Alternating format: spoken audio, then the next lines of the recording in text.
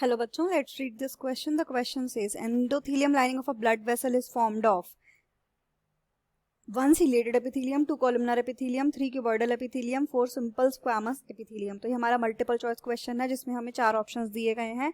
2 options हमें rule out करने हैं और हमें जानना 3 ऑप्शंस हमें रूल आउट करने हैं एक्चुअली, और हमें जानना है कि इनमें से करेक्ट ऑप्शन हमारा कौन सा है. क्वेश्चन में पूछा है कि जो ब्लड वेसल्स होती हैं उनकी जो अंदर की लाइनिंग होती है, अंदरूनी लाइनिंग होती है, एंडोथीलियम उसको हम बोलते हैं, तो वो लाइनिंग किससे बनी होती है, कौन से टाइप के एपिथीलियम से बनी होती है, क्योंकि हम देख रहे हैं यहाँ पे हमें एपिथीलियम ही नजर आ रहा है हर ऑप्शन में. तो जो की कॉन्सेप्ट हम यहाँ पर यूज करेंगे वो है, हम जानेंगे टाइप्स ऑफ एपिथीलियम और उनकी लोकेशन के बारे में. टाइप ऑफ एपिथीलियम और उसकी लोकेशंस के बारे में. तो जब हम एपिथेलियल टिश्यू के बारे में देखते हैं तो जो हमारा एपिथेलियल टिश्यू होता है, एपिथेलियल टिश्यू, हमें यहाँ पर तो 4 ऑप्शंस दिए गए हैं: ciliated epithelium, columnar epithelium, simple squamous epithelium, cuboidal epithelium. ये हमारे जो टाइप्स होते हैं ये हमारे सिंपल एपिथेलियम के होते हैं, राइट. तो हमारा जो एपिथेलियल टिश्यू है उसके मेजर 2 टाइप्स होते हैं, सिंपल एपिथेलियम, और हमारा जो सेकंड ऑप्शन है वो है वो जो सेकंड टाइप है वो है कंपाउंड एपिथेलियम. तो जब हम सिंपल एपिथेलियम, हम यहाँ पर फोकस करेंगे सिंपल एपिथेलियम के टाइप्स के बारे में. सिंपल एपिथेलियम हमारा होता है कितने टाइप्स का? 3 टाइप्स का.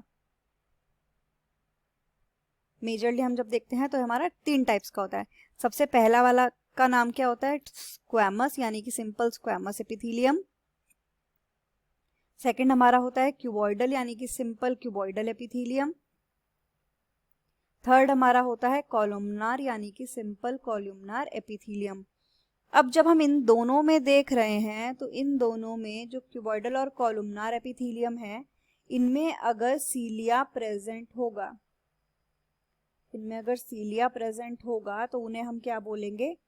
Ciliated epithelium, right. अब हम देखते हैं इन सब की लोकेशंस के बारे में. तो जो हमारा स्क्वैमस एपिथेलियम होता है ये हमारा हेल्प करता है किसके लिए? डिफ्यूजन के लिए हेल्प करता है, राइट.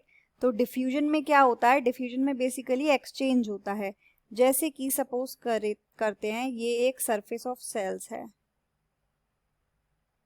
ये हमारी कौन सी सेल्स है? ये हमारी सेल्स है स्क्वैमस एपिथेलियम की सेल्स. तो डिफ्यूजन में क्या होगा? सपोज करिए ये जो सेल्स का सरफेस है, इसकी अंदर की जो लाइनिंग है, इसके अंदर ऑक्सीजन क्या है? कम है, और लेकिन जो ये बाहर का एटमॉस्फेयर है वहां पर ऑक्सीजन ज्यादा है. तो ज्यादा वाली जगह से कम वाली जगह पर अपने आप ऑटोमेटिकली जो क्रॉस हो जाती है ऑक्सीजन, ज्यादा से कम की तरफ जो जा रही है, ये हमारा होता है प्रोसेस डिफ्यूजन का. तो ये जो डिफ्यूजन है ये कौन सी सेल्स प्रमोट करती हैं? स्क्वैमस एपिथेलियम की सेल्स, राइट. तो एक्सचेंज ऑफ गैसेस, तो एक्सचेंज के लिए, डिफ्यूजन के लिए हमें कहाँ कहाँ पर नीड पड़ती है? हमारी नीड होती है कहाँ पर? एल्वियोलाई में, जहां पर जो हमारे लंग्स में प्रेजेंट होते हैं, जिन्हें हम एयर सैक्स भी बोलते हैं. तो यहाँ पर हमारे को एक्सचेंज ऑफ गैसेस की जरूरत पड़ती है क्योंकि रेस्पिरेटरी सिस्टम हमारा यहीं से बना हुआ है. तो यहाँ पर हमें एक्सचेंज ऑफ गैसेस की नीड पड़ेगी. देन इसके अलावा हमारे जो ब्लड वेसल्स होती हैं उनमें होना चाहिए, क्योंकि ब्लड वेसल्स ही कैरी करती हैं एल्वियोलाई में जो रेस्पिरेशन से एक्सचेंज ऑफ गैसेस हुआ है, वो गैसेस को कौन कैरी करता है? Blood vessel. तो ब्लड वेसल में भी ये पावर होनी चाहिए कि ब्लड वेसल्स के थ्रू डिफ्यूजन हो जाए. तो ये 2 जगह पर हमें ये मिलती है. ब्लड वेसल्स में भी कहाँ पर? एंडोथीलियम में, यानी कि उनकी इनर लाइनिंग में. अब हम देखते हैं क्यूबॉइडल एपिथेलियम के बारे में. क्यूबॉइडल एपिथेलियम का जो काम है वो है सिक्रीशन करने का और एब्जॉर्प्शन करने का. सिक्रीट करना है, एब्जॉर्ब करना. इसी वजह से इसकी जो हमें मेन 2 लोकेशंस मिलती हैं वो होती हैं ग्लैंड्स, और दूसरा हमारा जो पीसीटी मिलता है हमें, प्रॉक्सिमल कॉन्वोल्यूटेड ट्यूब्यूल. कहाँ का? नेफ्रॉन्स का. नेफ्रॉन्स हमें कहाँ मिलते हैं? नेफ्रॉन्स मिलते हैं किडनी में. तो ये हमें मिलता है कहाँ पर? किडनी में। पीसीटी कहाँ मिलेगा? नेफ्रॉन्स में। नेफ्रॉन हमें कहाँ मिलेंगे? हमें मिलेंगे ये किडनी में, क्योंकि यहाँ पर रीएब्जॉर्प्शन होता है, जो भी एक्सेस निकल गया है वो वापस से एब्जॉर्ब हो जाएगा। नेफ्रॉन्स क्या होती हैं? किडनी में मिलते हैं। तो कॉलमनार जो हमारा एपिथेलियम होता है, इसका भी सेम काम होता है, सिक्रीशन करने का एंड एब्जॉर्प्शन करने का।